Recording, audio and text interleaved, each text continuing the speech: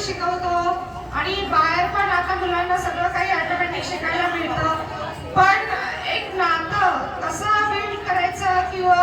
आजी आजोबा आणि नातवांमधलं प्रेम, आता न्यू जनरेशन म्हटल्यानंतर काही गोष्टी नेटमुळे अशा आहे की मुलांना कळत नाही, पण प्रत्येक स्कूलमध्ये अशा प्रकारचे काही कार्यक्रम घेतले तर मुलांना एक वेगळा नातं निर्माण होतं आणि मुलांना त्यामधून आनंद मिळतो, आजी आजोबांबद्दल प्रेम निर्माण होतं। आणि सगळ्यात महत्त्वाची गोष्ट, जे आजी आजोबा आहे त्यांना असं वाटत असतं खूप गॅप पडलेला असतो, कुठेतरी एन्जॉय करायचं असतं, त्यांच्यामध्ये एक लहान मूल दडलेलं असतं। प्रत्येक वेळेस कुठे गाणं ऐकलं की वाटतं हम भी अगर बच्चे होते नाम होता हमारा गबलू गबलू, तर त्यांना नाचायचं असतं, बोलायचं असतं, पण तो चान्स मिळत नाही। आणि तो चान्स आज सोनवणे मॅडम आणि त्यांच्या स्टाफनी सगळ्या आजी आजोबांना दिला आणि असाच नवीन नवीन कार्यक्रम करून आम्हाला सगळ्यांना इथे बोलवत राहा, म्हणजे